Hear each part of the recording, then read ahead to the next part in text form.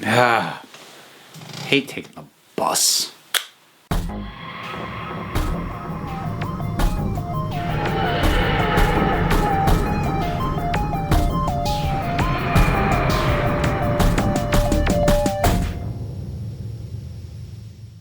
That's not even a line. That's absolutely true. Hey, everybody. It's time for Overdue Doctor Who review, and we are up to Planet of the Dead. But before we start talking about it, this particular episode of Council of Geeks is brought to you by Radio vs. the Martians. It's a podcast where Mike Gillis and Casey Dorn tackle all manner of geeky, nerdy subjects. Whatever's on their mind, and with a wonderful revolving door of guests.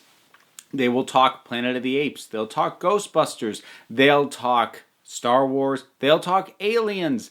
And they will absolutely continue their dive into every single film Arnold Schwarzenegger ever made. Radio vs. the Martians at radioversusthemartians.com or wherever you get your podcast.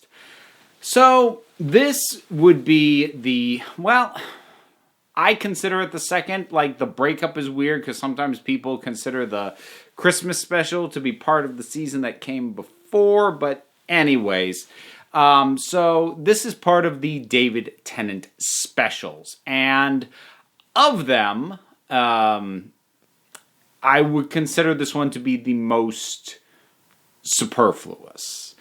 Because, you could say that the next Doctor is kind of a bit of fluff, but that's also the Christmas special, which specifically has kind of a tradition of being light and fluffy and not having a lot to it. When we get to Waters of Mars, we're going to be dealing with some heavier stuff, and then obviously End of Time Part 1 and 2. Well, that's Tennant's last story.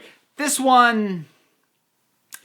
feels like filler, and I kind of think it just is. And it's actually kind of frustrating in a way because they did a lot to sort of zhuzh this one up and like make it look good. They went on location to a desert. They transported the bus there. That's actually why the bus looks all dinged up. It got damaged in transport. It wasn't supposed to look like that originally, as scripted.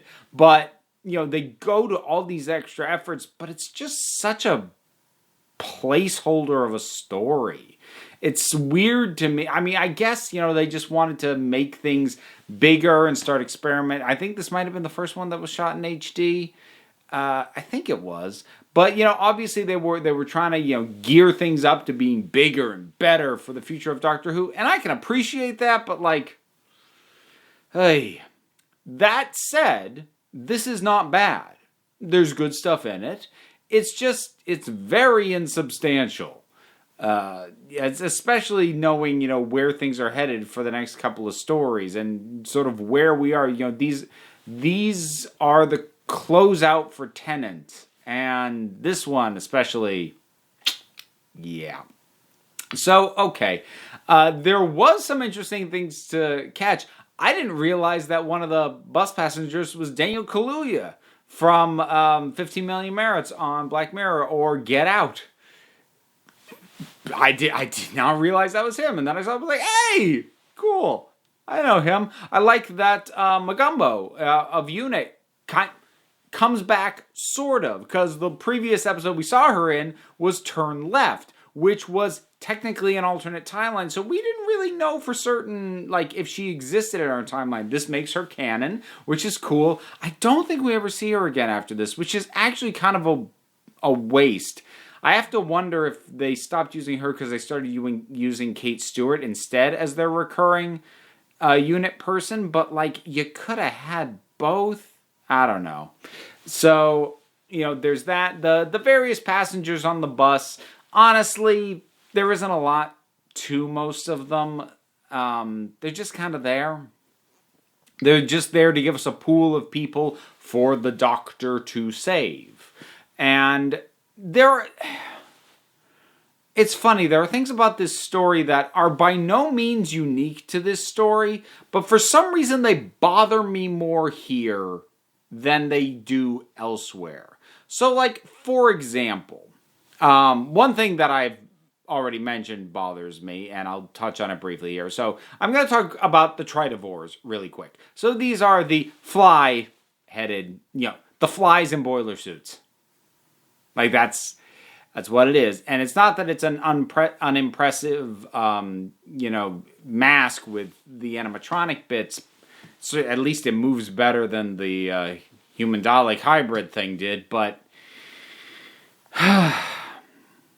sticking an animal head on a human actor, or just giving us an alien that is something that we have on Earth but bigger, is lazy.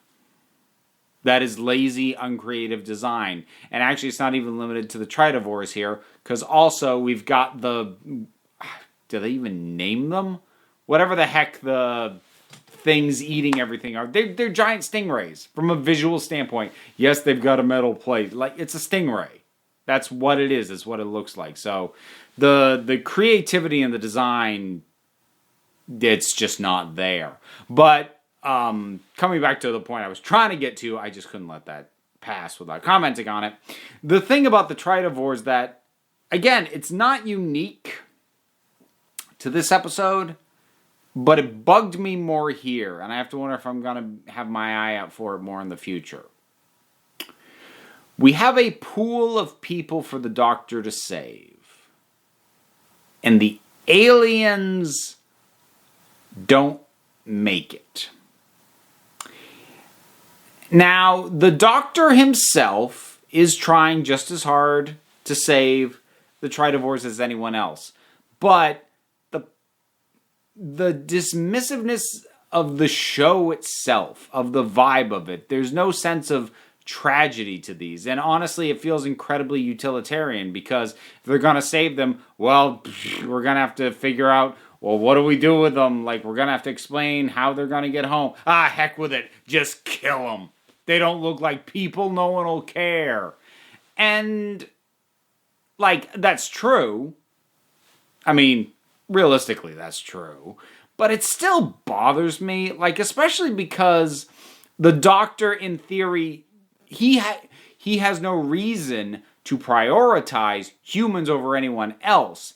And yet, consistently, any alien who doesn't look human and is in the pool of characters that might end up dying, they are a lot less likely to come out of this live, it feels like.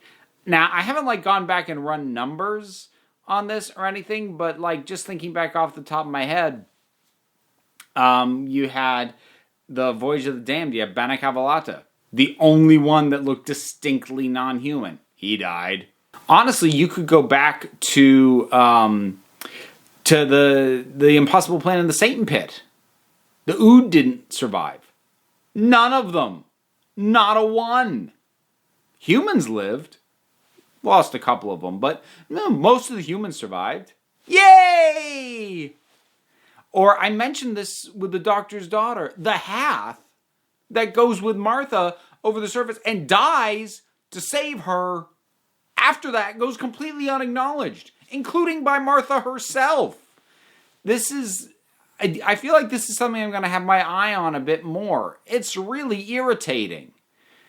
And it speaks to lazy utilitarian writing, because this is the kind of thing you do when you're not extending the thoughts out for your premises. Because again, the Doctor has just as much reason to save the alien species as he does the humans, but from a logistical storytelling and what will our audience care about perspective, well, it doesn't look like a human. They're not going to be as invested unless we really sink a lot of time into it. And if it's going to bog down the narrative later to explain what happened to the aliens after, just kill them. It's easier.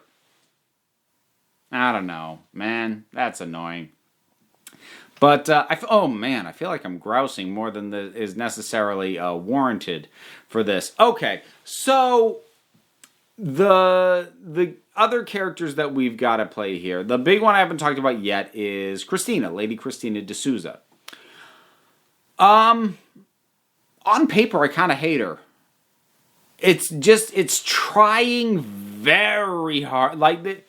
This episode, as far as she is concerned as a character, it's wearing its intentions on its sleeve because it is very clear that it wants the audience to wish the Doctor would take her with him, to put all this emphasis on how good they are together, all these lines like, oh, we were made for each other. Come on, really? And all of that, and having her, have all these skills and these things and be eager to go. And, I kind of hate it. On paper. In practice, she actually doesn't bother me too much because she has the one thing that you would need to make that not completely insufferable, which is good performance chemistry with David Tennant.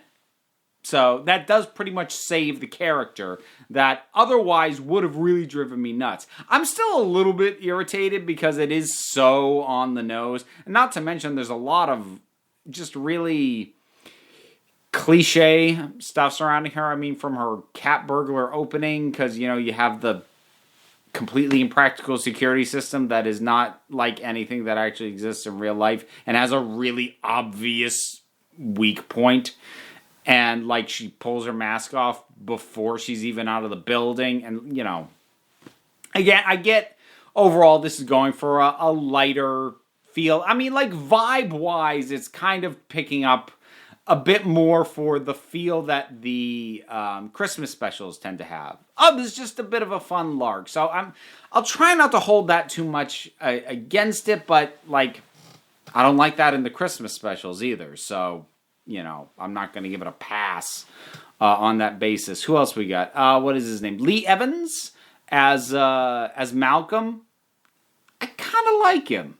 He's a little bit overdone at times. Like when he's trying to put out a fire, he's got a fire extinguisher, and he loses control of it. That's a little much. But other than that, I liked his eagerness and his enthusiasm and his excitement at talking to the Doctor.